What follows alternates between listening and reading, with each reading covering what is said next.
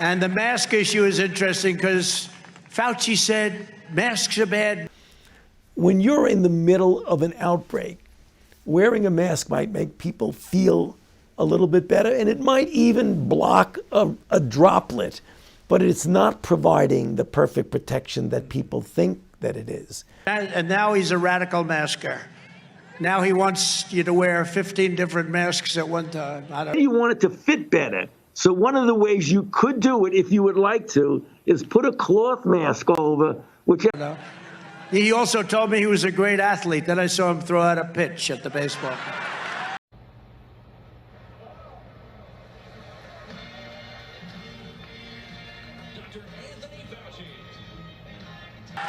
I used to be a great athlete, sir. You did? Really? Oh, that's good. Then I watched him on television. That's not an athlete. The ball almost went to first base, didn't it? Let me be clear.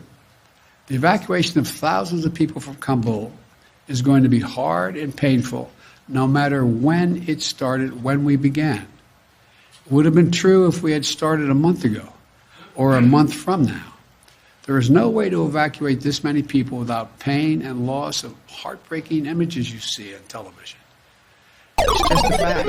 President, some Vietnamese veterans see echoes of their experience in this withdrawal in Afghanistan. Do you see any parallels between this withdrawal and what happened in Vietnam with some people feeling... None whatsoever. Zero. What you had entire brigades breaking through the gates of our embassy. 6, if I'm not mistaken. The Taliban is not the North Vietnamese army. They're not remotely comparable in terms of capability.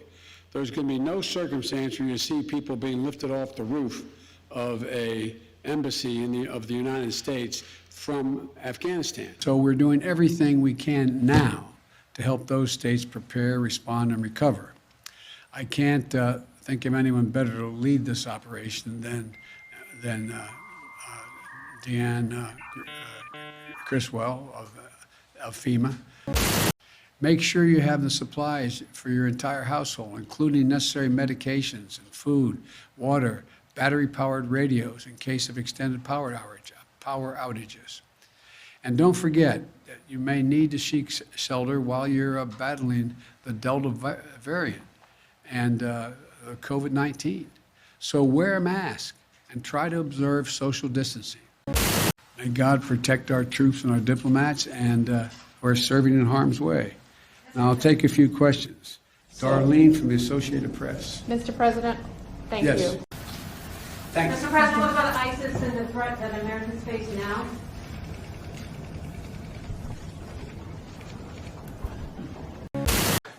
Go back a week. The government fell. And by the way, I was on the phone with President Karzai the day before when he was telling me his intent, as he put it, to fight to the death. Well, the next day he was gone. Bismillahirrahmanirrahim. خدمت همشهریان عزیز کابل عرض می‌دارم که من و فامیلم دخترکان و اولادایم The best way, the most effective way, the way I'm focused on to get folks in, again, is to be in direct contact with them and to help guide them in, to give them instructions on where to go, when to go there, and then we can bring them into the airport safely and effectively. So they are still effectively on their own getting to the airport? Again, we found that the best way to do this is to be in direct touch with them. President, Secretary of Defense have been clear that we will do whatever it takes to get Americans home and out of harm's way. Does the President not know what's going on? This is an incredibly emotional time for many of us, and including allies and partners who've been shoulder to shoulder with us in Afghanistan for 20 years. At high cost to themselves as well as to us. They stood with us after 9/11, invoked Article 5 of NATO for the first time. An attack on one is an attack on all. And we've been there together. But I've got to tell you this, Chris. From the get-go, I've spent more time with our NATO partners in Brussels virtually from before the President made his decision to when he made his decision to every time since. We've been working very, very closely together. We've gotten the G7 together, NATO together, the UN Security Council together. We had 113 countries, thanks to our diplomacy, put out a clear understanding of the Taliban's requirements to let people leave the country. Respectfully, look, I'm not questioning whether or not the allies have a right to complain. I'm not questioning whether or not al-Qaeda has a presence. The president said al-Qaeda is gone. It's not gone. The president said he's not heard any criticism from the allies. There's been a lot of criticism from the allies. Words matter, and the words of the president matter most. Chris, all I can tell you is what I've heard. And again, this is a powerfully emotional time for a lot of allies and partners, as it is for me, as it is for us. But I've also heard this. I've heard across the board deep appreciation and thanks from allies and partners for everything that we've done to bring our allies and partners out of harm's way. This has been a remarkable part of the effort. I've seen them stand up, step up to help out, including, as I said, agreements with more than 24 countries now to help on transit. And beyond that, we're very focused together on the way forward, including the way forward in Afghanistan, and setting very clear expectations for the Taliban in the days, weeks, and months.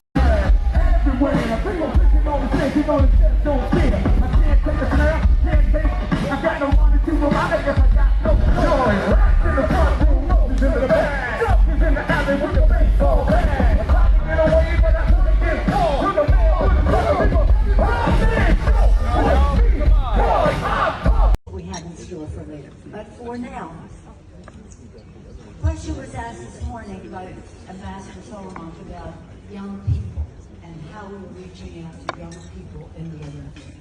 Well, young people, we always ask them, how do you want to be reached out to? And one of the main responses... Reportedly out there right now, Coleman, Alabama, there he is, Donald J. Trump, the 45th President of the United States, coming out bearing gifts as he has a row of United States flags behind him. Look at everyone waving and cheering.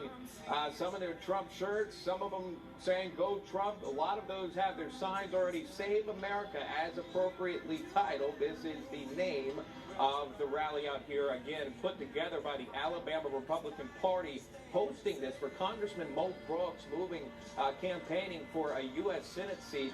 And President Trump leaves Mar-a-Lago, Florida, beautiful Palm Beach place, to come all the way to beautiful Coleman, Alabama, I should say, give respect to the people out there too as well, to make a stance again for Mo Brooks. But really, many say it's not about that. It's about America. It's about policy today. It's about foreign policy. It's about what you've seen and how it's been handled in Afghanistan, the withdrawal, as he makes his way up the stage, taking the stage there. You can see fists in the air, and it's all smiles. So many phones capturing this moment, and he's still got more hats to throw out there, and a lot of folks are keeping them. I tell you what, there it is. Okay, this one says MAGA. So he's updated his hats. He's got new merch, and he's definitely making it known. Here he is. He's at the podium. He's scheduled to speak. What will he say? How hard does he hit on the Biden administration? You know, he hits on the media just about every time he comes out. This is his 4th rally since leaving the White House. And at this point, he's got a lot of ammunition. As the song by Lee Greenwald finishes up here, President Trump takes the stage. Ladies and gentlemen, this is Donald J. Trump. Wow. This is a big crowd, I'll tell you. This goes all the way back.